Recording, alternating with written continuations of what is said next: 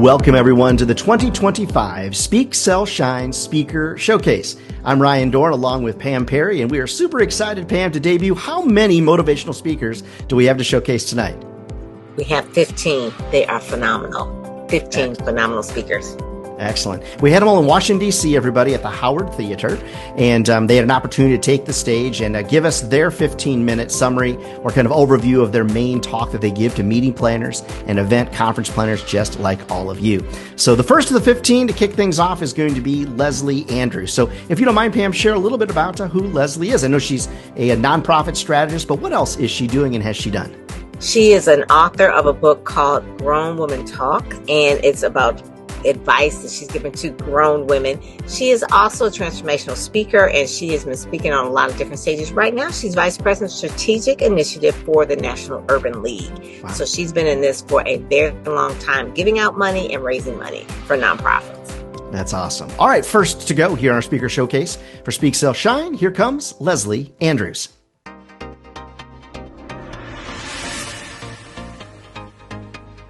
$90,000 hours. I'll say that again. 90,000 hours. You invited me here today to talk to you about how I made my transition from corporate America to an entrepreneur and all of the pivots that I took in between, and to encourage and inspire you to do the same thing. So in my research, I wondered, how long had I been working? The Department of Labor told me that the average adult works 90,000 hours in their career. Whew. That is a long time to be working a job. Fortunately for me, I worked my passion. Now, in order to share with you today exactly how I got to this point, I have to begin at the beginning. So as a child, I was always running around, and I was always swift. I was fast. I was number one in the gym to get selected for the relay team. I was playground fast. But oh boy, did I learn when I decided to try out for a track team with my mother's loving encouragement that I wasn't fast at all. What I learned really fast is I was only playground swift. The true athletes were dusting me every single day. But yes, my mother would stay there and she would say, don't give up, keep at it. So I quickly learned that my suspect speed had a place on the track, and it was on the 4x100 team. I learned from the 4x100, however, that if you're on the team, the most important thing was not to be swift. The most important thing was to pass the baton. I definitely work with startups and those individuals that want to pivot in their career. They've done the corporate journey and they want to be of benefit to society. So they want to start their own nonprofits, all the way to those who are actually already in the nonprofit industry and they want to go higher, or they want to go deeper.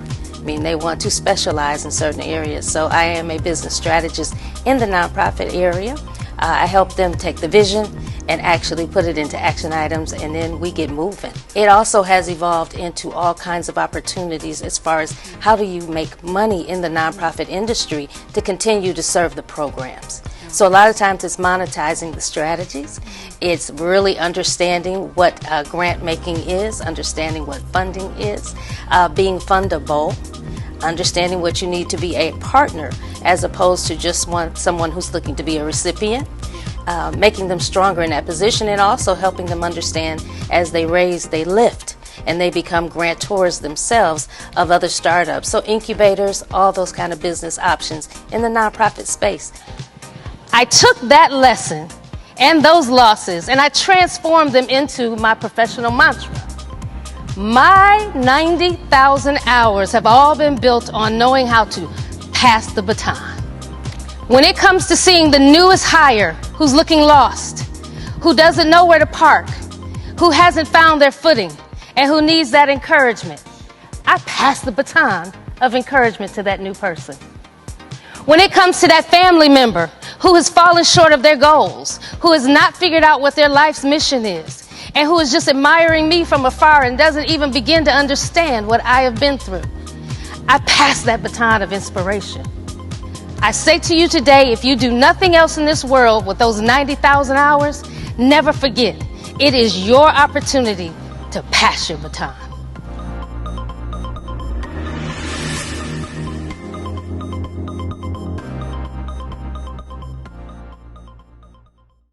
What a great talk and overview from Leslie Andrews. So, all right, Pam, who do we have next here on Speak So Shine? I'm so excited. Dr. Reginald Cunningham. He is a doctor of education. He's a licensed professional counselor with over 20 years experience in the mental health field. He has an upcoming book called If You Could Read My Mind, primarily geared towards men, particularly men in the African American community, but really talking about depression, anxiety, trauma, substance abuse, all these type of things in the mental health field. So come and hear Dr. Reginald Cunningham.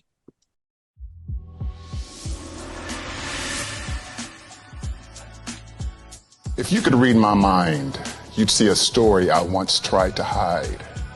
You see the scars of a boy who grew up without a clear roadmap to what it actually means to be a man. You see a man who wrestled with substances, who battled depression, and who even questioned his own worth. But you'd also see resilience, evidence that anything in my past, any trauma that I've experienced, does not write the final chapter in my book of life, but just the next chapters of limitless possibilities yet to come. I'd like to, for a moment, invite you into the world of Black men. The stories we carry silently, the battles we fight invisibly, and a resilience that just doesn't seem to die. You've heard the stories about Black men, how they're perceived as being strong, unshakable, and even toxic. But if you could really read the minds of Black men, you'd see the hidden stories, the hidden weights, the hidden weight of generational trauma, segregation, slavery, systemic inequities, all layered on top of Black men trying to be best fathers, good husbands, good sons, and community leaders in a world that often doubts us even before they even get to know us. Tell me a little bit about your journey and what enabled you to be here today. I always wanted to do something that is going to benefit people who look like me. I always wanted my son and my son's kids to have a better life. And a lot of times what you see in the streets and what they experience has a direct negative impact on them becoming fully, themselves. Mainly, they need a new way of looking at themselves. And I think that the more we garner that ability to see ourselves for not what people perceive us to be, but for us to be who we are and what we're capable of being, and to exercise that power. If you start listening, if you start really paying attention to our voices, listening to what we say, feeling what we say, giving us the opportunity to just be human, maybe, just maybe, the next generation of Black boys won't have to hide what's in their minds, because they'll know that their voices are powerful. They'll know that they can actually go around feeling okay. If you could read my mind, you know this, that our healing is just not possible. It's inevitable if we simply decide to embrace it.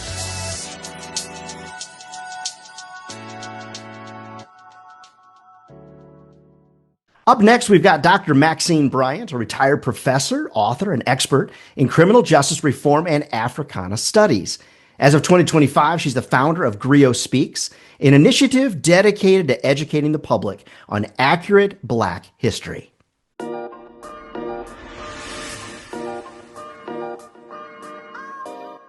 He stood up a little taller than before.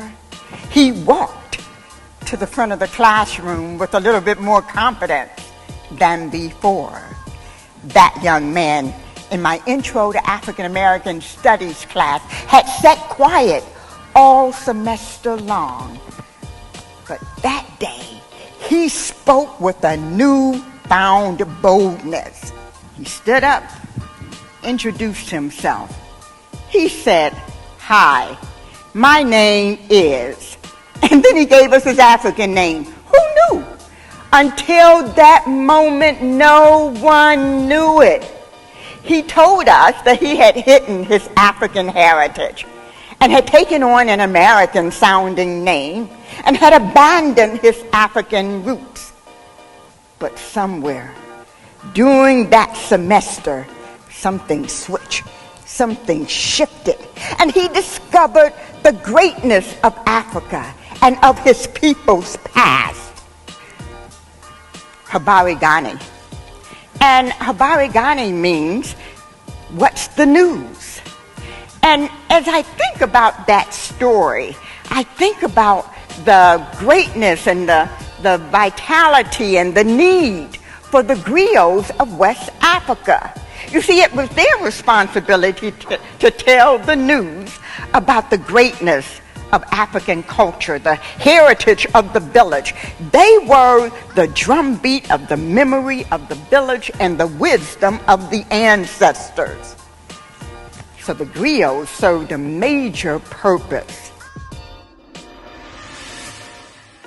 Once I found out I had the capability, I had the wherewithal, I had the capacity to do more, that was my inspiration. It's not like I had role models at that point in my life. I did later, but not initially. It was that inner fortitude, if you will, to push beyond the barriers that had been defined for me and knowing that I could do more than that. Knowing I could do more than that. Very powerful. And then I retired a year ago, and again I had to reinvent myself. What am I good at? Okay, speaking, writing, I'm a poet, I'm an author. How can I move into that arena full-time? And that's when I started my brand, Griot Speaks, which focuses on the true and accurate story of African American greatness that everybody, no matter what their ethnicity is, can benefit from it. So, today I come to you as a griot, not from Africa, and not just for one people, but a griot rather for all people, because you know the story of humanity is a shared story. It is our story, the good and the bad, the awful and the pleasant, bound together. As a matter of fact, it's not the totality of black history, and it's not even where black history begins. Slavery is actually black history and white history.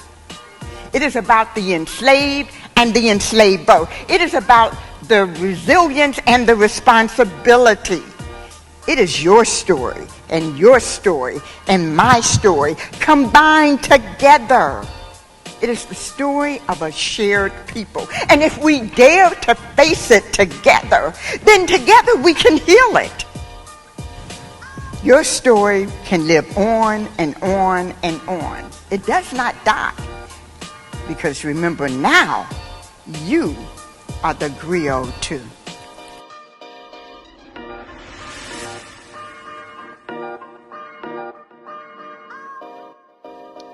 Up next is Chris Howell Sr. He's a prominent broadcast personality, award-winning journalist, and community leader. He has been known as the Golden Voice in the Dallas area. He's worked as a news anchor and also as a reporter. He is the host of the podcast, Principles for Success with Chris Howell. At 16, I found myself standing in front of a judge with the possibility of years in prison because I shot a good friend of mine. And if you are of the belief that what goes around comes around, I will tell you you're absolutely right. Because by the time I was 19, I was shot 3 times by a family member. So those wounds that I inflicted upon Johnny and the wounds that were inflicted upon me, they are real and they are close. So when you had the fear of not making it, when you had the fear of failure, those things almost became very real in my life at a very young age. But once again, I was determined that the way it started was not going to be the way that it ended. And that's the same thing for you. Where you are or what has happened in your life does not have to define you. At some point, you make a decision that you're going to move on beyond that. And you're going to overcome that so you can get to the next stage of your life and make an impact in someone else's life.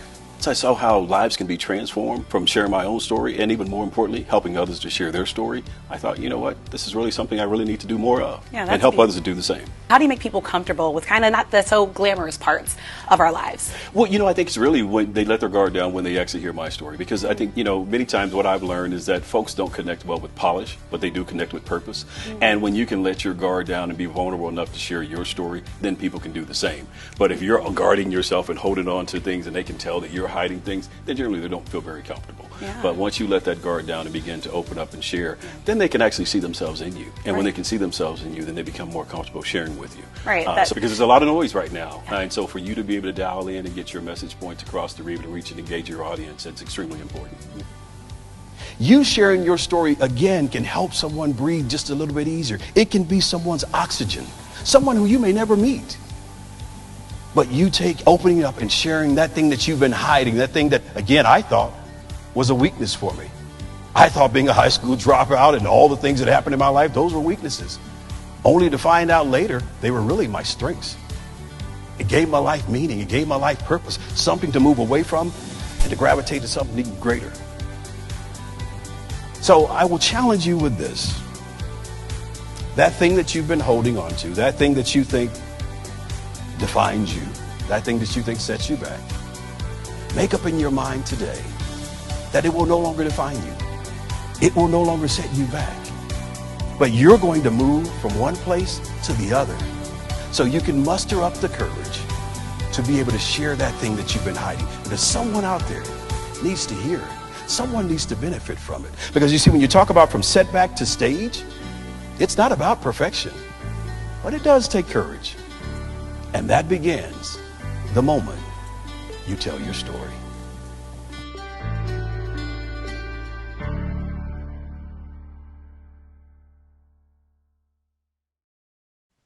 Up next, we're fortunate to hear from Senita M. Hill. She's an award-winning federal executive, healthcare leader, nonprofit founder, public speaker, and CEO of SMH Consulting. She's a systems strategist with over 20 years of experience in government and healthcare operations.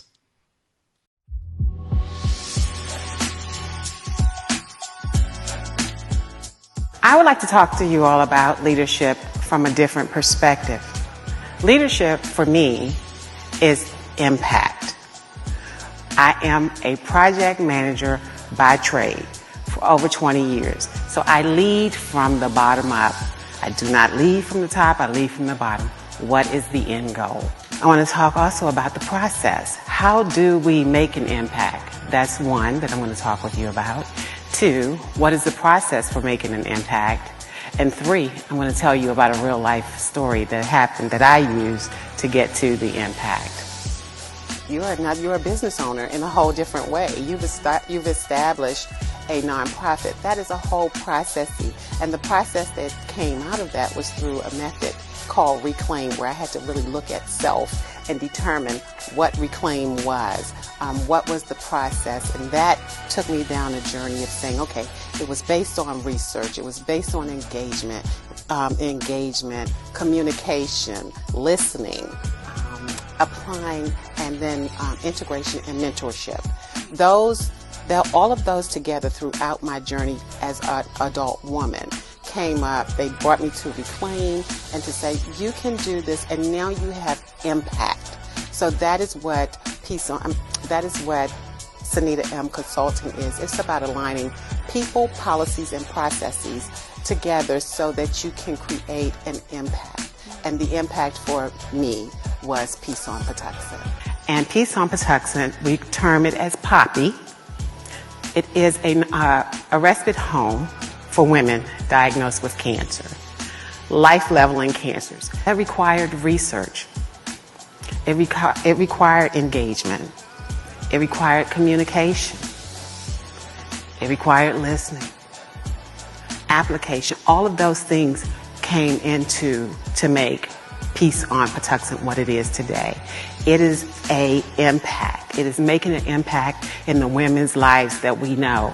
Not only is it making an impact in D.C., Maryland, and Virginia. It's making an impact in California. This one, I believe in mentorship so hard. I believe in it, and it is the source. I ask you, what is your impact? What impact do you want to make? I implore you to seek out an impact.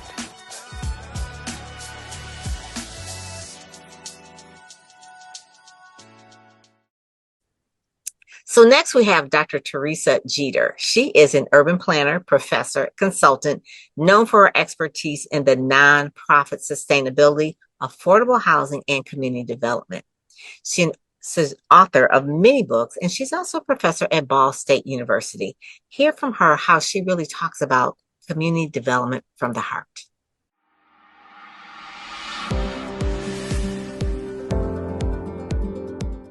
I will never forget the moment that shaped everything that I believe about my work. I was standing in a room full of pastors, not because I was seeking them out, but because they sought me. Faith leaders may not know zoning codes or complex financing structures, but they carry courage, trust, and vision. And when that vision is aligned with urban planning, we don't just build housing, we build hope. My name is Dr. Teresa Jeter. I am an urban planner, a professor, and an author. I entered this field with a conviction. Urban planning should not just shape skylines. It should transform lives. I lived in a community, a neighborhood where industry dumped into the river. Where our house was maybe less than half a block from the river. It smelled, it was brown, and my neighbors were fishing in that water. So I said, even as a kid, how can I help address this issue? Because the river wasn't flowing through anyone else's neighborhood. And so that has brought me to this path in terms of being able to help communities create a better life for themselves. And so that's the track I've been on for about 25 years. I teach students and about 250 a year, just in one course, right? Yeah. Freshmen who do not look like us. And what I mean by us, those who've had similar experiences like the one I just mentioned with the river and other environmental kinds of challenges, to teach them to be future urban planners, to understand the communities that they would be working in, and to provide them with the skill set to make the greatest impact for everyone that lives in those communities and beyond. So that's what keeps me going. The board president, who was a black pastor in his mid-80s, shook my hand and said, "Keep us out of jail." I said, "Oh." I smiled, looked him in the eye, and answered, "Yes, sir." That two-word exchange was more than a joke. It became a mission because some of the most powerful developers are not sitting at City Hall or in corporate boardrooms. They are black pastors in pulpits, in black churches, in impoverished neighborhoods. That assignment deepened my conviction that urban planning is not just about shaping skylines. It's about transforming lives.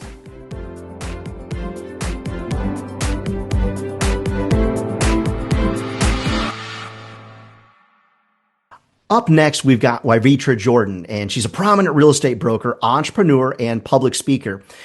Based in Washington, D.C., but serving Maryland and Virginia, as they call it there, the locals, the DMV area.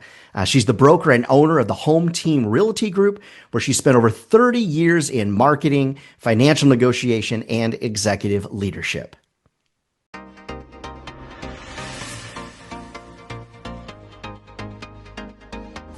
What if you just walk to the door and opened it. That is the choice that we have every single day. We can stay the same, or we can walk to that door and open it. Today, I'm going to talk to you about 4 things: resilience, legacy, leadership, and wrapping that thing up all in a nice little bow. So let me take you to 2013. I was in the height of my government career. I was in SES at 40. I raised my kids on that salary. I put them through college. And one day, it came crashing down. I was discarded from what I thought was my cushy government job, right? My stable life, that place that I wanted to stay. And I didn't open those doors that presented themselves to me. And then it came crashing down, discarded like trash,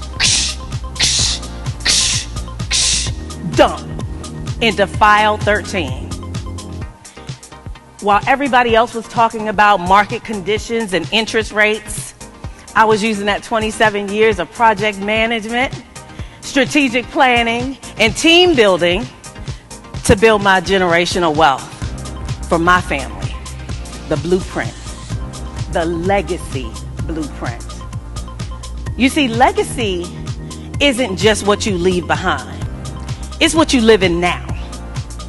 It's what you live in now and what you model for future generations.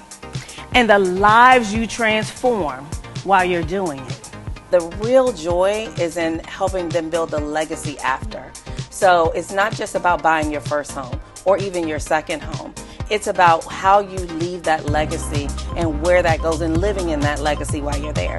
And so I help them to not only just buy their home, create more wealth through real estate, but also to tie that up in a nice little bow and make sure that they have their legacy plan, their estate plans and all of that. And that's where the biggest joy comes from. I have people who never thought that they could even own one house who now own 6 homes. And you're going to be able to live in that abundance. And they're going to be able to see you live in that abundance. And you're going to be able to taste and feel and eat from your own garden. Legacy is the thing that generations to come, your grandchildren's grandchildren, can unwrap over and over and over and over again. That generational wealth piece, that when you get the opportunity, it can drip, drip, drip, drip, drip, drip, drip for generations to come.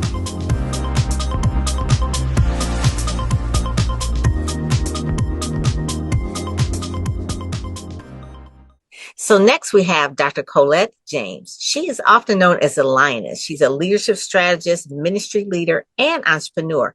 Before her focus on full-time ministry, though, she held significant marketplace roles, including Director of Operations of the Don King Productions and Senior VP roles there as well, managing multi-million-dollar annual budgets. So hear from Dr. Colette James as she talks about how she blends biblical principles with business.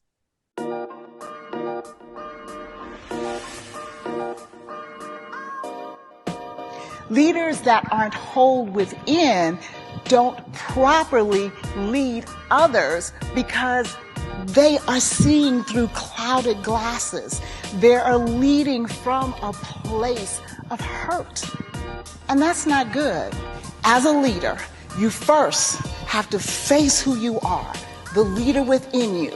When you face it, then you go to the root, you can trace it on why you are the way you are. Once you trace it, then you can erase it if it's not who you were supposed to be. And then you can replace it. And you can replace it with the leader that you would want to be leading you. I have now kind of segued into teaching. At this season of my life, I want to give back and to leave legacy. And so now I'm more focused on leadership development and helping others establish their business. So to watch that transformation, that you can literally build your business. I'm working with entrepreneurs and corporations to say you can build your business with your faith-centered philosophy and still be acceptable. You work with your clients and you talk about wanting to build and leave legacy. What are some of the legacy that they're hoping to achieve? I'm hoping that there's a transition in their legacy mindset. That legacy is not about how much money's in the bank, how many cars you have, how big your home is, but legacy is what you pour into people. That's what you leave behind. The houses, the cars, the land, they're going to fade, but what you pour into people becomes generational.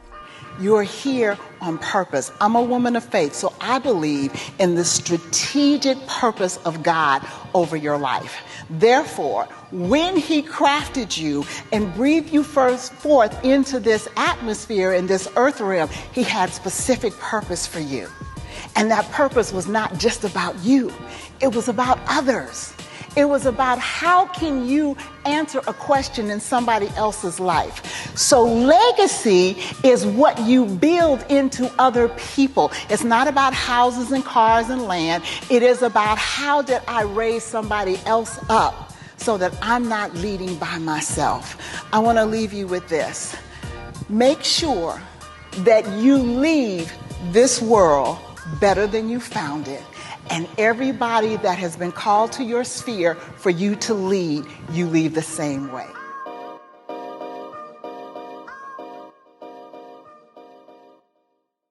Up next, we've got Marsha Evans. She's a wellness expert and speaker who also coaches those in the helping field, like social workers and those in the medical field, through personal transformations. She's trained in breath work, sound therapy, and she's known for blending psychology with practical mindset and healing tools in all of her talks and programs. Please enjoy Marsha Evans.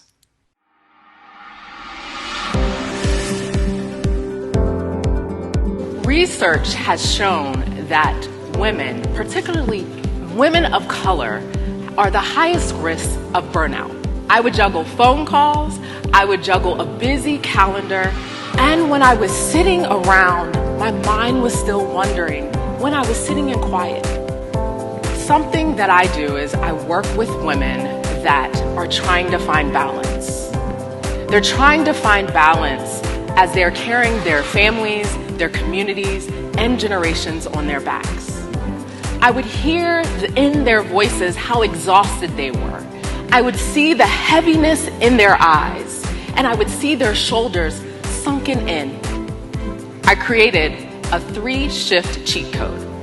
Number 1, trimming the fat. You gotta make space for yourself. Trimming the fat. Trim it to live it. Number 2 is the pause. Pause is power. Just sit and be in silence with yourself so you can start dating yourself and eventually remarry yourself. Because a lot of times we are divorcing ourselves and not even realizing it. Number 3 is creating a wellness team. A wellness team sitting at the table and giving yourself the opportunity to have other people rooting you on and holding you accountable.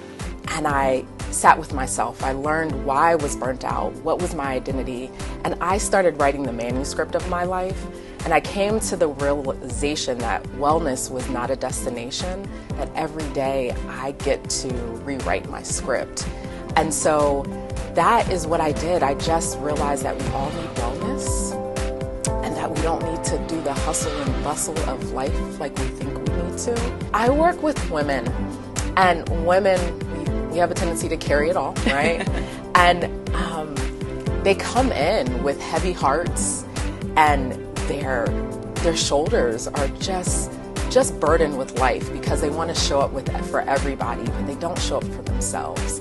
And so when I work with women, we really sit down and we start unpacking the things that they think they have to do. And we unpack it and say, hey, where did that come from? What does that look like? And so a lot of women they'll stand up from jobs that don't serve them anymore. They'll leave relationships that are not nurturing them. And they find their true selves.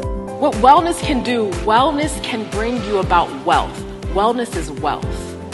What also it can do is it can allow you to breathe again, to take up space. That's what we all need. Remember, you don't have to check these boxes that society tells you to check. You got to get back in tune with yourself so you can know yourself. So you're not running this rat race, this hustle game that will allow you to collapse. And what you also need to do is just breathe again.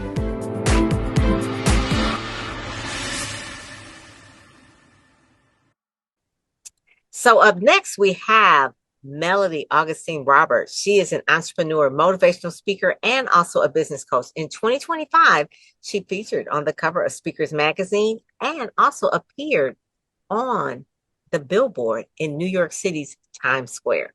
Here we have Melody Augustine Roberts.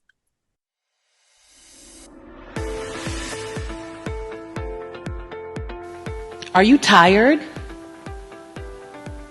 And I'm not talking about physically tired, but are you tired deep down in your soul? Now, this type of fatigue, it comes from putting your blood, sweat, and tears into a vision, into a business, only to find out that you're barely making afloat. Now, I know that the world tells us that the grind will set you free. And I know that everybody is saying that hustling is the way. But let's be for real. How long are you going to hustle? How long are you going to struggle? I understand that you carry wounds and scars that nobody knows about, that no one can see, and the betrayal. Those betrayals, they cut down deep. I started off in the fire.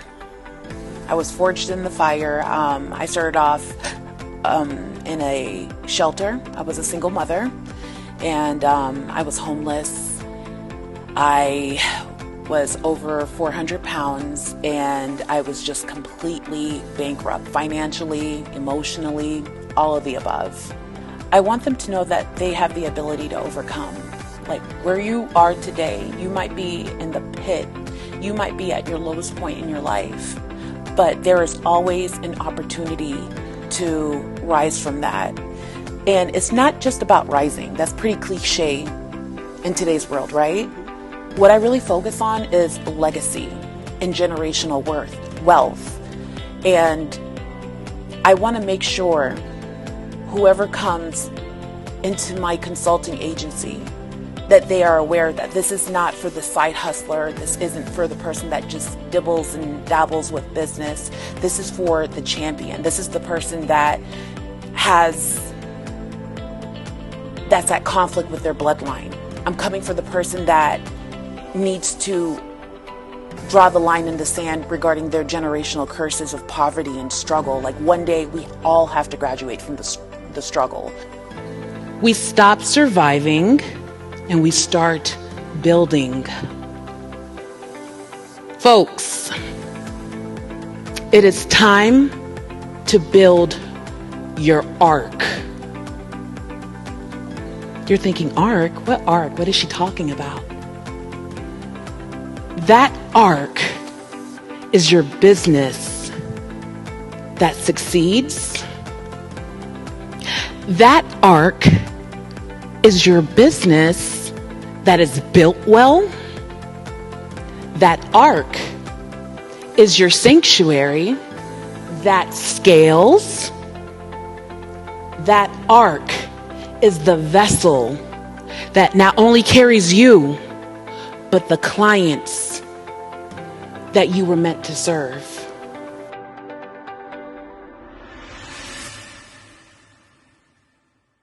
Wow, that was great. Up next, we've got Sharise Nance, and she is a licensed clinical social worker, speaker, and calls herself a burnout expert who helps leaders and helping professionals prevent compassion fatigue and build resilience. She's the founder of Vitamin C Healing and brings more than 20 years of experience in trauma-informed mental health and leadership wellness to the stage.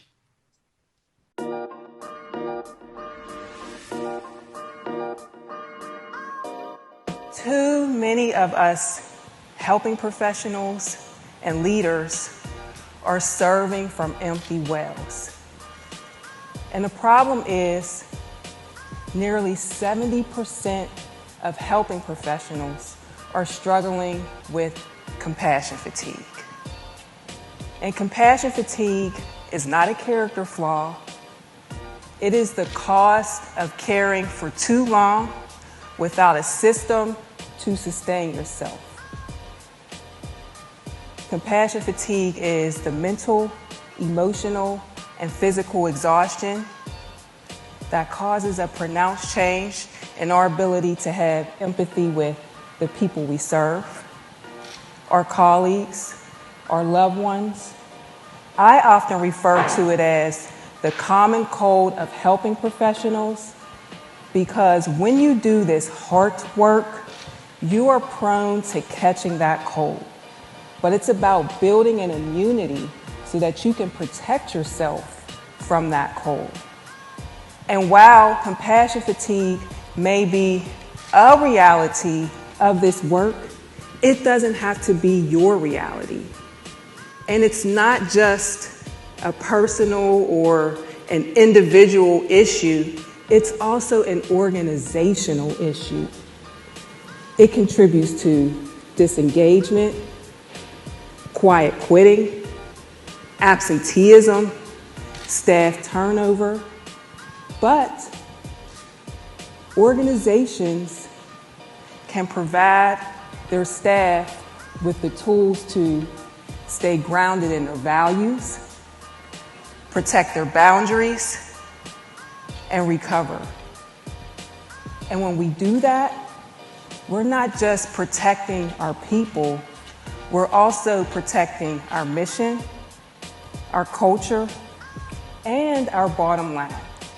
And I tell people it's important for us to build this foundation of self-awareness and self-compassion. We want to start by having this awareness of how it's impacting us mentally, emotionally, physiologically, and then giving ourselves grace, understanding that many of us have been conditioned and wired to just go, go, go. I'll sleep when I die. Right. You know, hard work pays off. I come from a family with a very strong work ethic, no excuses, just get it done. So we need to give ourselves grace and have that self-compassion, understanding that we didn't get here overnight, so we're not going to undo this overnight. And to my helping professionals, the goal isn't to stop giving it away. It's to stop giving it all away with no room for your own recovery. And to organizations, if we want lasting impact, we need sustainable people. Because when we sustain the healer, we sustain the healing, and that's how we sustain the mission.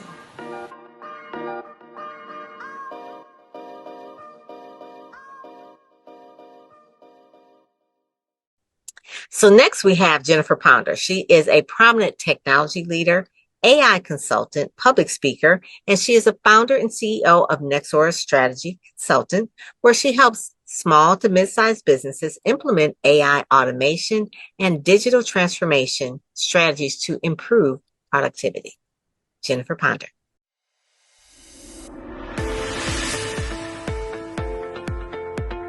This all started one Christmas morning in my family's living room. I was 8 years old. My parents, by way of Santa, gifted me a magic dream box that was my first computer. But you know what happens when you're 8 and you're curious. The computer games got boring, but I transformed my boredom into curiosity. It's that same curiosity that led me to my true love, learning how technology truly works. And that's the same curiosity that led me to learn artificial intelligence. Now I want to get into my AIM framework. The A is the first step for assess. Assessing keeps you from guessing.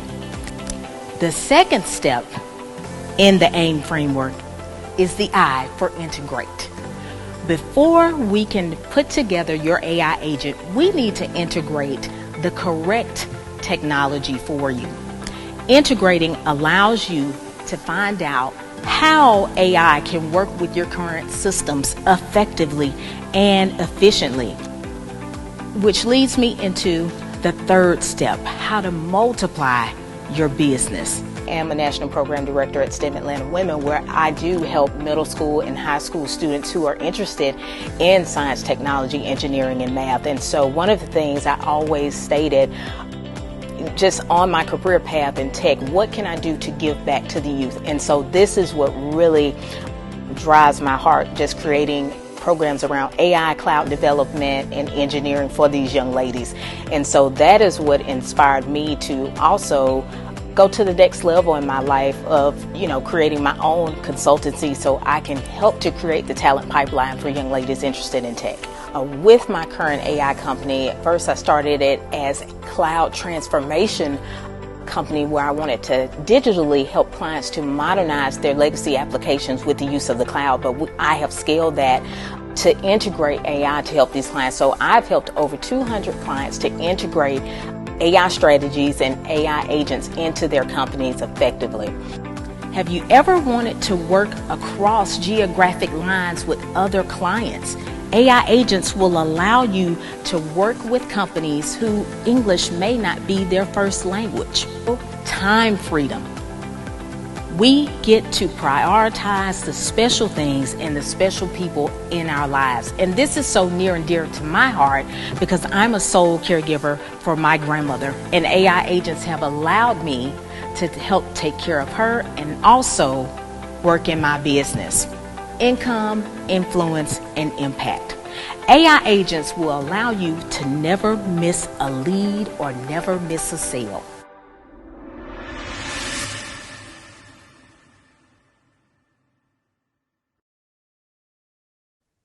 Up next, we have Dr. Stephanie Wall, and she's a transformation coach and speaker who helps individuals overcome self-doubt and step into purpose. She's the founder of 1 Million Lives Transformed and is known for empowering women and leaders through mindset and personal growth work.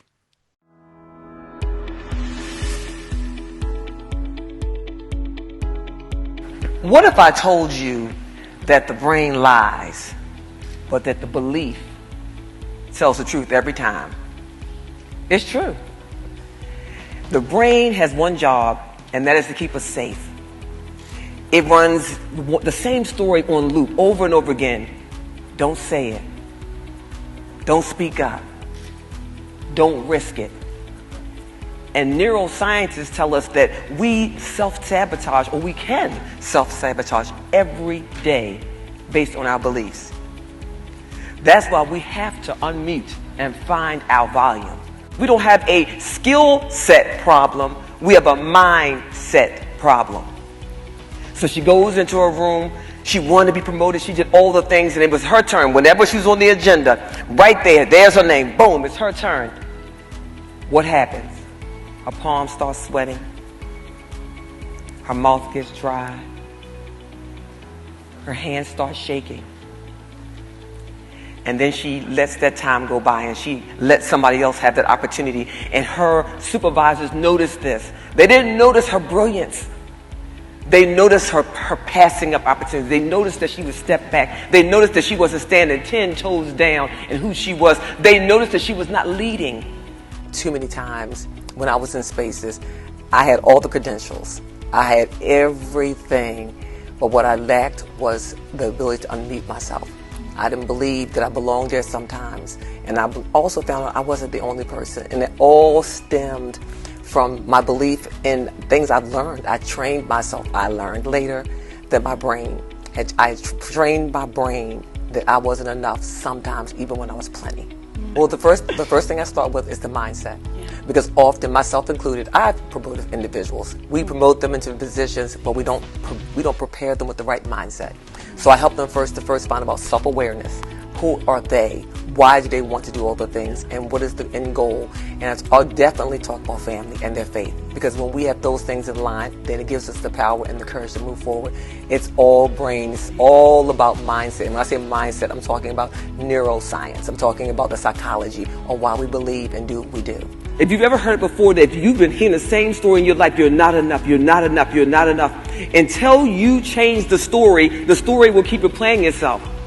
I know everyone here, everyone in this place has heard the story. If you tell a little boy, you're a bad little boy, you're a bad little boy, he will grow up to be what? A bad little boy.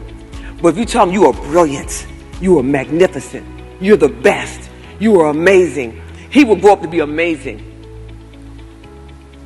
I will tell you that I now tell myself, I look in the mirror every day, don't trust me, come to my house. And I tell myself, ooh, you are so amazing.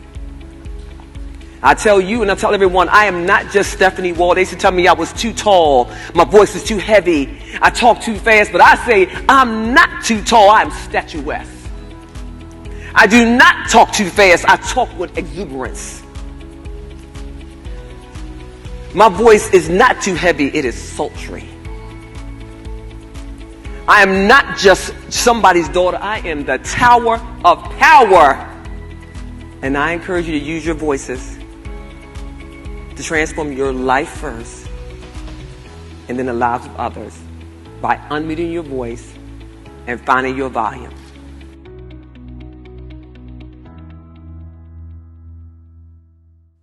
Next, we have Natalie Southwell. She is the owner and CEO of Essence of a Woman, LLC, which really she provides professional coaching and consulting, focusing on empowerment, helping women overcome the dangers of saying yes, leadership development, and also delivering keynotes on boundary setting and burnout recovery. Let's welcome Natalie Southwell.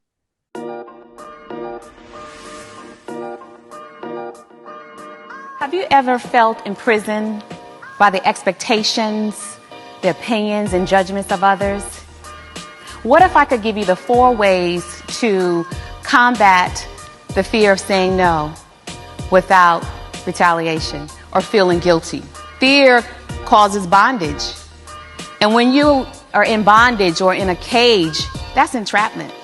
So the fear of entrapment or the fear of expectation sometimes makes you want to stand back, dim your light. Your light is too big to dim. The inspiration came behind me really finding my way back home. And so what I like to do is really help women who suffer in silence to find their way back home. Yeah, that's powerful, using your own testimony as a testament to the journey that you're helping other women to go on. I just help them through strategies and tools to live a life that creates the self-advocacy that they need, being able to show up in a way that's authentic, removing all of the fear that sometimes women kind of, they don't realize that fear is the undertone of what's causing their apprehension. And once we identify those fears and then we really kind of help them to face them, then they march forward and they're transformed. That's great, marching forward, right? What we all want to do to build a better future. The book really talks about being able to say no in a very strategic way without overwhelming and feeling that people's expectations of you prevent you from being able to say no to them. I created something called the pain-free method in terms of decision making. And the P stands for pause. To pause and to think about what's being asked of you. What is it going to cost you? The A stands for analyze. Let me look at all of my alternatives. And then I is the impact. Who will win? Who will lose? Who will this hurt if I say yes? N is what's the necessity behind this answer? Is it needed now? What's the urgency? Again, when you understand the reason behind the fear, when you face it square in the face, and when you understand that it is not intended to destroy you, it's for you to understand it, then you can lead from a more authentic life. Love has no boundaries, but fear does. Fear has bondage. It entraps. So when you use the pain-free method for decision making when you're being asked to say yes or no, Let your yes be yes, but also let your no be no. No is not a negative word. Sometimes we think that saying no will cost us relationships, but no is your preservation to your peace.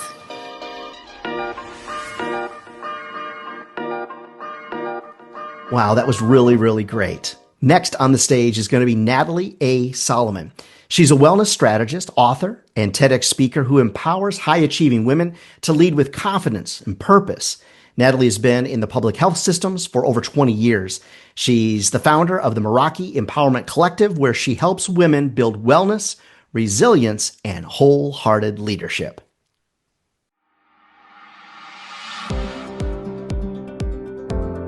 I was blessed, if you will, with numerous healthcare conditions: chronic illness, chronic pain, stage 4 endometriosis, infertility, fibroids, adenomyosis, and just for good measure, a brain tumor. 14 surgeries later. How do you recover from something that you're always living with, that never goes away? Where can I create a sanctuary for myself as I am healing? So I had a room in my basement that I said, you know what, I think I'm about to make this my little Zen den, my sacred space. It started out as just a blanket.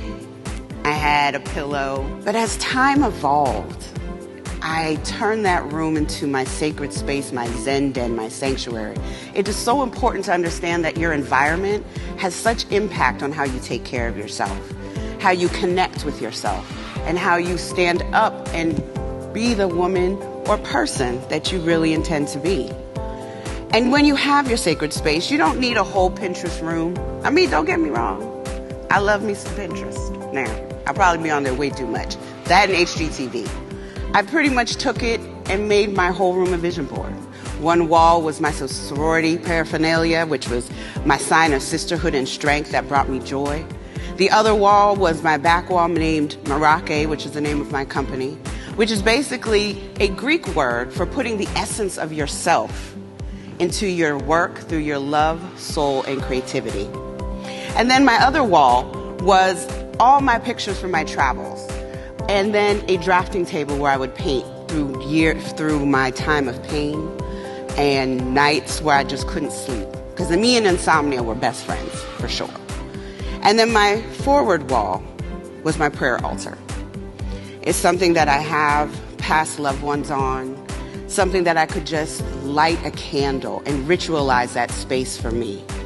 Often days I would lay on the floor wrapped up in a blanket with my incense burning, remembering what it was like to not have to go through a whole week of pain. If you do not take care of yourself, and not in a too selfish for anyone else way, there's no way you're going to be able to stand up for anybody else or be there for anyone else.